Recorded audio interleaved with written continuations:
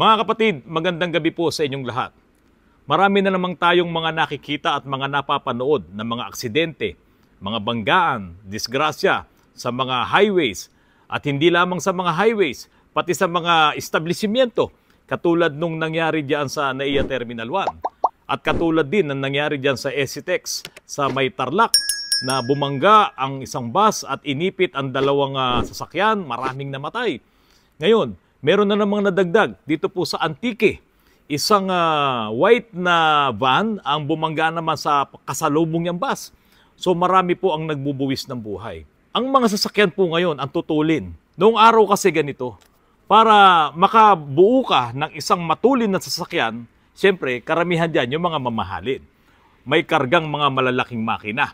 Ngayon, yung mga nangangarera noong araw, kailangan kargahan mo talaga yung makina mo. Hindi pa uso yung mga fuel injected, mga karburador pa ang kanilang mga ginagamit na mga makina, nilalakihan nila karburador. Nilalakihan nila yung mga piston, nire-rebore nila yan. At talagang kargado yung mga makina. At yung mga karirista nung araw, talaga namang pinaghuhusayan nila, nag-e-ensayo yan, nagpa-practice sila sa mga racetracks para masabing sila ay talagang ganap na karirista at manalo sa mga labanan. Meron nga akong pamangkin si Gabby de la Merced, o PBB po yan, Pinoy Big Brother po. Siya po ay Formula 1 race car driver. Anak po yan ng aking pinsan na si Kuya Betong de la Merced. Karirista po yan. Iyan po ay bata pa lang ay nagsasanay na, nagtitrain na dahil sila naman talaga ay lumaking maraming mga sasakyan. Sila po ang may-ari ng Delta Motors Corporation noong araw. Maging yung si Dante Silverio, talagang mga nangangarera po yan. Kung ang sasakyan mo noong araw ay mga maliliit at ordinaryong sasakyan lang, hindi mo masasabing pangarera yan. Ngayon, eto na. Yung mga bagong sasakyan natin ngayon na pinagaan, pinanipis ang kaha, pinalakas ang makina, bumili siya dahil mga turbocharged pa siya at mga fuel injected na, dinaig pa nito mga kapatid, yung mga sasakyan noong araw na ipinangangarera ng mga karirista. Kaya ngayon, itong mga bagong drivers natin na nakakahawak ngayon, nitong mga mabibilis na sasakyan na yan, na hindi naman talaga sila karirista at wala silang proper training pagdating sa pagkapatakbo ng mabilis na sasakyan, marami po ngayong na-aksidente. At itong mga sasakyan na ito, palibhasa pinagaan, pinanipis ang kaha niya, ang lata niya, ang yero niya, tapos nalagyan pa yan ng crumple zone. Kaya pag talagang sobrang lakas ng bangga, naku po, yupi-yupi, halos parang tinalupan mo yung buong sasakyan. Itong mga bagong driver na siguro kung mapapansin nyo, maraming mga na-aksidente ngayon na sa sobrang bilis nilang magpatakbo, hindi naman nila alam kung paano pa hihintuin. Kasi po, wala ka namang talagang magagawa dyan kung talagang sobrang bilis at dudulas na ang preno mo. Tapos kasalubong mo na yung makakabangga mo. Kaya noong araw, kung nanonood kayo ng mga lumang mga karera sa racetrack, pag talagang sobrang bilis na nung kanilang mga pangarerang sasakyan, hindi na kaya ng preno. May lalabas na parachute di ba? Para bumagal yung takbo ng sasakyan na yun at mapahinto siya. Pero ngayon, yung mga sasakyan natin ngayon, mas mabilis pa sa mga pangarera na yan. Lalo na yung nire-remap pa nila. Pinapalitan nila ng malalaking turbo. Talagang kinakargahan yung makina, nire-rebore yung mga piston yan. Ang bibilis po yan. Pero maglalagay ka ba ng parachute dyan sa mga sasakyan mo na yan? Kaya po mga kapatid, napaka-importante na ang gobyerno maturuan talaga ang mga motorista natin kung paano talaga magmaneho ng safe at ligtas din yung mga tao na nasa paligid mo. Kasi po, ang unang-unang dapat na gagawin ng gobyerno ay magawa niyang ligtas ang lahat ng gumagamit ng kalsada, motorista, driver, pasahero, at pati yung mga pedestrian. Yan ang unang-unang dapat gawin ng gobyerno, ng DPWH. Kasama na rin ng LTO. Ngayon, kung hindi magagawa ng gobyerno yan, marami po talagang magkakaroon ng problema ngayon. Dahil yung mga sasakyan natin ngayon, nilampasan pa niya yung mga pangarera noong araw. Na noong araw nga, marami na rin nadidisgrasya ng mga karirista dahil nga minsan hindi na talaga kinakaya ng preno at nagpapaikot-ikot pa yung mga sasakyan. Ngayon, yung mga aksidente na nakikita natin ngayon sa mga news, sa social media, hindi na po pangkaraniwan yan. Ito ay kapabayaan na rin ng lahat. Kasi po, ang road safety ay hindi naman pwedeng ang gobyerno lang talaga ang gagawa ng paraan para iyan ay maiayos. Pansinin nyo po yung video na ito, diyan po sa Antique. Tignan nyo po kung paano bumangga itong puting van na yan dito sa kasalubong niyang bus. Ayan, tignan nyo po. Basa ang kalsada dahil umuulan, yung kalsada ay kurbada. Ngayon, doon sa pagkakurbada niya, hindi ngayon mapapansin itong puting van na siya pala ay may makakasalubong na bus na paparating dahil natatakpan ng malaking bahay at mga puno yung site niya kaya naging blind spot po yun. So sa sobrang bilis niya, di niya mapapansin na babangga siya doon sa malaking bus. Dahil sa hindi na kumapit ang kanyang preno at hindi niya na nailiko yung kanyang manibela, bumangga siya ngayon diyan sa bus. Mayroon ding pagkukulang ang gobyerno rito. Pansinin niyo po yung video. Ano yung mga pagkukulang na dapat iyan ang gagawin ng gobyerno. Ang sangay ng gobyerno na dapat aayusin yung road safety diyan sa lugar na yan ay DPWH or itong local government units. Sa dami ngayon ng mga driver na kaskasero at hindi iniintindi yung buhay nila at hindi rin iniintindi yung buhay ng iba, ngayon makaka-aksidente sila. So anong gagawin mo dito kung hindi mo naman talaga madidisiplina yung mga driver? Dapat itong gobyerno asikasuhin nila yung lugar na yan dahil talagang iyan ay blind spot, iyan ay accident-prone area. Mauulit at mauulit ang disgrasya dyan, ang aksidente dyan, kung hindi gagawa ng paraan ang gobyerno. Ano po ba yung dapat na magiging trabaho ng gobyerno? The government plays a crucial role in ensuring highway safety and implementing warning messages and safety measures. The Department of Public Works and Highways is primarily responsible for the construction, maintenance, and safety of national roads, including the placement of signage and warnings. Local governments units, LGUs, have similar responsibilities for local roads. Yung aksidente na yan sa Antique, wala akong nakita dyan na guhit na dilaw, na continuous, na ibig sabihin ay huwag kang mag-overtake. Yung iba nga, dobling dilaw pa yan, yung mahabang linya na yan. Kaya lang dahil sa sobrang bilis nitong puting van na yan at umuulan, hindi na siya nakapreno at hindi niya na talaga napihit ang kanyang manibela. Dahil nga po sa, hindi naman siya talaga karirista. Kung manakbo siya dyan sa kalsada ay para siyang nangangarera. Ngayon, hindi rin natin nakita kung ito ay may mga warnings na kailangan na kapag nabasa ng mga driver ay mag-iingat sila. Ngayon, dahil sa ito ay ganyan na nga ang disenyo nung kalsada na yan, siguro dapat nilagyan na lamang yan ng center islands para malayo pa, alam na ng mga motorista, ng mga drivers na hindi na siya pwedeng magbabilis dyan. Dahil kung talagang yan ay bibilisan mo, merong harang sa gitna yan, babangga siya doon sa mga harang na yun, yung mga barriers po na yun. So, iyan po ang isa sa nakikita ko na pagkukulang po dito. Ngayon, kung hindi gagawa ng paraan ang gobyerno, na tulad nga nung binasa ko sa inyo na yun naman pala talaga ang magiging trabaho ng DPWH, pati ng local government units, kawawa po yung mga kababayan natin na madadamay doon sa disgrasya. Kasi hindi mo mababawasan, hindi mo mapipigilan itong mga drivers na ito, na kaskasero, na walang iniintindi kung di magpatakbo ng matulin dahil yung kanilang sasakyan ay matulin, turbocharged, magaan, no? Ang lalaki ng mga makina niyan. Paano ngayon itong makakasalubong mo? Paano kung ang nakasalubong nitong puting van na to ay katulad din niyang van na hindi naman kaskasero? Ang dami na namang namatay. Hindi lang po ito yung mga kalye na makikita nyo dito sa Pilipinas. Marami pa pong ganyan. Nasa probinsya, nasa liblib na lugar, nandiyan sa mga bypass roads na hindi po nagawan ng ating gobyerno ng mga safety measures, mga messages, mga signages, or yun nga yung sinasabi ko na mayroong barrier sa gitna, marami po yan, hindi nila nagawaan, kaya marami ngayong mga disgrasya. Meron namang lugar sa Pilipinas, tulad diyan sa Southern Leyte, mayroong kalsada diyan, nilagyan ng tulay, wala namang ilog. O ito, panoorin niyo po. Si Lorna, madalas dumaan sa tulay na ito. Matagal na raw niyang tanong. Yun din gusto namin malaman, bakit nga ba may tulay dyan? Mga nawalang tubig. Ang tulay na ito itinayo noong 2015 at ginastosan ng mahigit 23 milyong piso. Mahigit 50 metro ang haba nito at lapad na mahigit 7 metro. Yung tulay, kaya yan mayroong railing sa gilid, no?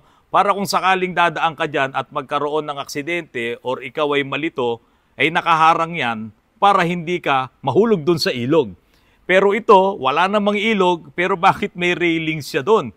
Maraming nakapansin, talagang maraming pumuna dito at yung iba nga talagang nabibisit pa. Bakit sa lugar na yan ay nagkaroon ng tulay, wala namang ilog? Ano po ba ang dahilan? Pagtatanggol ng DPWH Southern Leyte, ito lang daw ang tanging paraan para masolusyonan ang paglubog ng kalsada. Inabot na raw ng 3 beses ang pagkasaayos ng bahaging ito ng kalsada noong panahong nasa ilalim pa ang proyekto ng JICA. Inakala rin itong isang sinkhole noong una, pero matapos masuri, lumabas na malambot ang mga unang bahagi ng lupa. May creek o waterway din sa ibabang bahagi ng lupa kaya lumulubog. Kaya ang ginawa ng DPWH, gumawa ng disenyo na parang tulay para maibaon ang mga pilote sa ilalim ng lupa. Yun naman pala yung dahilan. Dahil sa hindi nila maayos-ayos at laging lumulubog yung kalsada na yan, dahil ang kanilang sinasabi ay malambot at baka nga doon po may tubig doon sa ilalim. Kaya naglagay sila ng tulay. Pero mga kapatid, tingnan nyo po sa Japan. Ito, nagkaroon ng sinkholes dyan. Pero mga kapatid, sa loob ng 7 araw, inayos nila yan. Ganun kabilis. At napaganda pa nila yung kalye na yan na nandiyan mismo sa syudad. Hindi ko naman ikinukumpara yung galing ng mga Hapon sa galing ng mga Pinoy.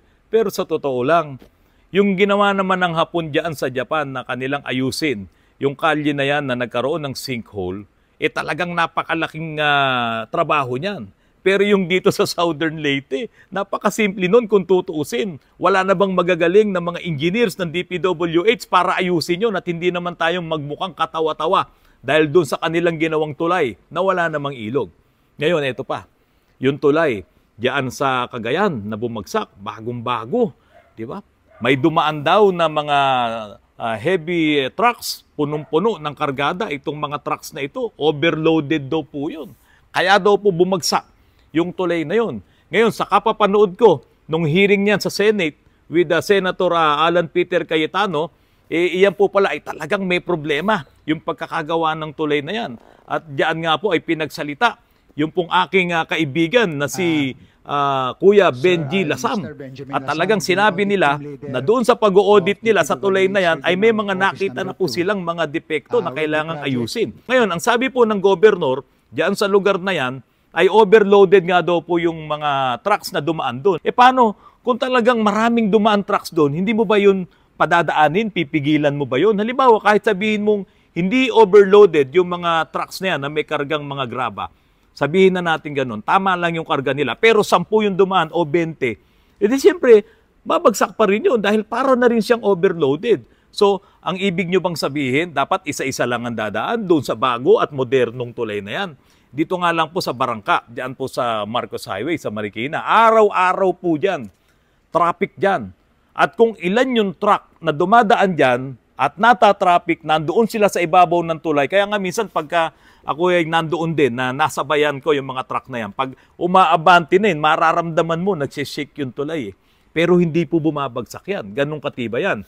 Samantalang itong tulay na yan sa Cagayan, hindi pa man nagagamit ng todo ay bumagsak na. Naisama ko lang naman itong mga tulay na to sa ating vlog. Kasi nga po, yan naman ay ginagawa ng DPWH. Ngayon, itong mga sanghay ng gobyerno na to, pati yung local governments units, sila yung inaasahan natin na talagang magsasaayos ng safety diyan sa ating mga kalsada. Pero, kung dito pa nga lang sa paggawa ng mga tulay na yan, hindi na safe or kung ano-anong mga nagagawa nila, paano ka paaasa? Sana, ayusin nila yan, kasama ang LTO, kasama ang mga PNP, HPG, kasama ang mga traffic enforcers, lahat po sila, pati itong mga driving schools na nagte-train sa mga driver, dapat po talaga isaayos nila para po sa road safety. At yung mga bagong kumukuha ng mga lisensya, itong mga nagdadrive ng mga baguhan, talagang matrain at maturuan. Dapat matutukan to ng gobyerno. Kasi meron na namang bagong driver na hahawak ng manibela na wala namang kaalam-alam pagdating sa pagmamaneho. Tapos ipapagamit mo Itong mga bagong sasakyan na matulin, mabilis, maninipis ang kaha, na kapag ka bumangga ka, patay. Kapag ka bumangga ka, talagang yung mga pasahero, damay lahat. At ang matindi rito, itong maingat na makakasalubong mo, idadamay mo pa. Kaya kung hindi po matututukan ng gobyerno, itong problema na to, nako, marami pong madidisgrasya. Nung araw, para maging karerista ka at ma-earn mo yung tropeyo na manalo ka sa karera, pag-aaralan mo, magte-training ka, kailangan mo na meron kang magandang sasakyan na pangarera. Pero ngayon, sa dami ng mga bagong sasakyan ngayon na ang tulin niya at lakas niya at ang bilis niya ay parang pangarera, papahawakin mo ngayon itong mga bagong driver na wala man lang halos natututuhan sa pagmamaneho. Napakadelikado po talaga. Itong mga vans na yan na nakita nyo, lalo na yun dyan sa Antique, pati yung dyan sa SCTEX, no? Yung naipit ng bus sa cannon truck, pati yung SUV. At marami pa na mga aksidente dyan sa mga vans na yan. Talagang halos malukot yung vans, maraming namamatay, maraming binabawian ng buhay. Kasi hindi naman talaga safe yan, yung mga sasakyan na yan. Kaso ang nangyari, dahil yan ay kayang magsakay ng maraming tao, yun ngang commuter ng Hi-Ace, 18 pa ang kayang isakay. At itong mga mas malalaki, itong mga Grandia, pati yung mga malalaki na NV350 na Nissan, at yung iba pang mga vans, ay ginawang pampasahero. Kaya ngayon, maraming na-aksidente dahil kung yung driver ay kaskasero at hindi naman talaga bihasang driver, ma-aksidente itong vans na to, maraming binabawian ng buhay. Kaya dapat yan, tutukan talaga yan ng gobyerno. Kasi ang daming mga namamasada, kolorum pa yung iba, iyan ang gamit na wala namang maasahang tibay. Ito nga po yung isang senador, no, na namatay ang kanyang asawa habang nasa traffic, binangga sila nung dump truck na mabilis. Natamaan yung gilid ng sasakyan. Namatay po yung asawa ng senador. At maging yung senador ay halos ilang panahon din na hindi makalakad yata. Parang ganun. Pero ito lamang po sasabihin ko sa inyo. Yung van po na yun ay talagang wala kang maasahang tibay doon. Pero kung hindi sila nakasakay sa van na yun, baka hindi inabot yung ganung problema. Tingnan niyo po yan nangyari sa Antique. O yan, parang tinalupan yung van. Sa lakas na nga rin po, nung bangga na inabot nung van, diyan po sa bus. Kaya po mga kapatid, lagi po tayong mag-iingat. Isaisip natin ang ating mga ginagawang pagmamaneho. Ang mga sasakyan ngayon, sobrang tutulin na niyan. Hindi ka talaga ililigtas niyan kapag iyan ay bumangga. Hindi katulad ng mga lumang sasakyan, kahit paano matitibay. Ito, tignan nyo. Itong crosswind na ito, binangga ng bus. Tignan nyo, halos kakaunti lamang yung damage ng crosswind. Yan ay nasa traffic diyan sa may EDSA, binangga siya ng bus. Yung bus, basag-basag lahat yung salamin, Hindi ba halos ganyan din yung nangyari diyan sa SCTEX? Halos ganyan din yung nangyari dun sa bus, basag-basag yung salamin at pumasok din yung kanyang harapang bahagi, no? Yung pagkakalukot ng harapang bahagi niya. Pero tignan nyo yung nangyari sa crosswind. Matibay talaga. Pero itong mga bagong sasakyan ngayon, na latang-lata lang talaga, kapag ka talaga yan ay mabangga, napakadelikado. Kaya lagi po kayong mag-iingat. Kaya yung aking Grandia, binenta ko na Kasi nga, alam kong hindi kami bubuhayin ito kapag kami ay na-aksidente. Dahil sa lahat naman ng mga anak ko ay nakakapagmaneho na at may kanya-kanya silang sasakyan. Pero mga luma lamang po yung mga sasakyan nila dahil gusto kong sila ay matuto magmekaniko. Ngayon, meron kang ang bagong sasakyan, hindi naman safe, madali namang malukot at napakatulin pa. O anong mangyayari sa'yo? Hindi ka kayang itigil ng preno niyan. I-slide lang ang gulong niyan. Mag-i-skid lang yan kahit sabihin mong naka-ABS pa yan kung talagang sobrang tulin mo. Tignan nyo yung nangyari dyan sa Antique. Kaya mga kapatid, mag-iingat po kayo. Ang sasakyan nyo, mga pangarera ang tulin yan. Kaya huwag nyo pong bibiruin ang silinyador nyo. Baka po kayo ay maaksidente. Mga kapatid, maraming salamat sa patuloy na pagtangkilik nyo po sa aking channel. Bilang inyong Kuya Randy, ang nasa harapan nyo po ngayon. Sana po ay isipin nyong mabuti na sa tuwing kayo ay magmamaneho, kayo po ay relax, kayo po ay well magmaneho, hindi inaantok, malakas ang inyong katawan at wala kayong problemang dinadala. Huwag kayong masyadong maiinitin ng ulo dahil buhay nyo rin at maging ang buhay ng mga pasahero nyo ang malalagay sa bingit ng kamatayan. Lagi po kayong mag-iingat. Magandang gabi po sa inyong lahat.